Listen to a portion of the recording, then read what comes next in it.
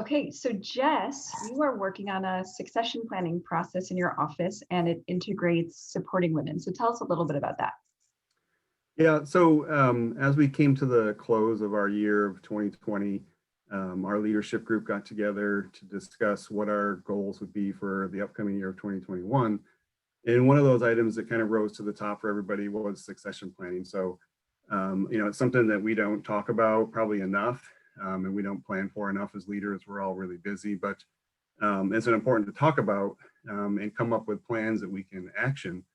And this year, one of the things that we started to discuss was how we include women and young women in that process, how we create opportunities for them. And really, I think, as Stantec, we've done some reflecting as a larger group, and we do see that we do not have enough women in leadership positions. So this is something, as a business center and a group of leaders that we said, look, we're going to make an honest effort and in a concerted effort to bring up women into leadership positions, create opportunities for them, and do it in a meaningful way. And I think, one of the challenges is we can't, we don't just identify one or two individuals and say, this is our succession plan, but we identify a group of individuals who will be that succession plan.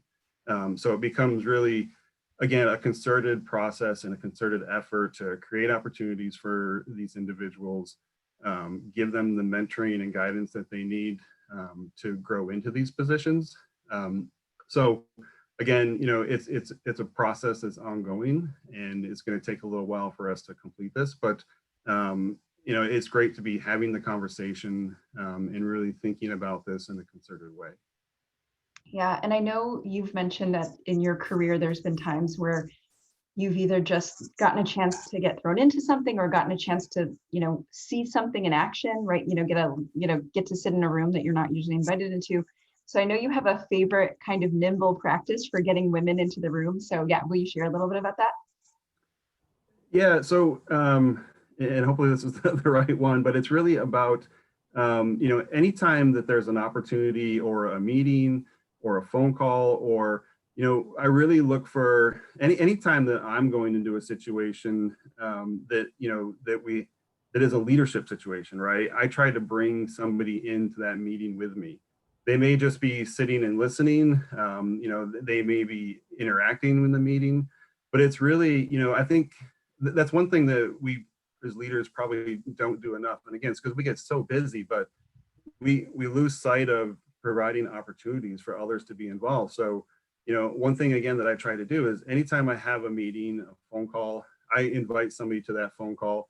I try to give them a little bit of background to what we're going to be discussing, and leave it up to them if they want to interact, or give them some guidance if they should interact or not.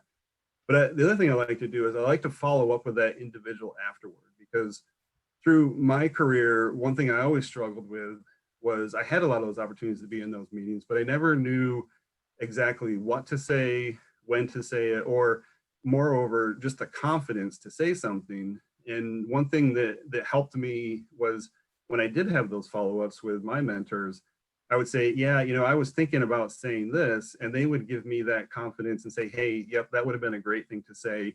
Next time, say it. And then the other thing it does is it puts into that leader's mind of instances or opportunities of when they can, tell that individual, the young leader, say, hey, what do you think about this? Because, they know that they're going to say something that's going to contribute to the conversation, and they're going to give that person that opportunity to speak up. Because I think, as young leaders, one of the biggest challenges is confidence, right? Having that confidence, especially when you're in a meeting with 10 individuals that have 15, 20 years more experience than you do. Am I saying the right thing? And the other thing too is just by bringing those young leaders into those meetings, they're sitting there thinking, and this used to happen to me all the time. I'm thinking through, okay, this is what I would say, and then 2 seconds later, you hear one of these individuals with 20 years of experience saying exactly what you're thinking. So you start to build that confidence over time. Right.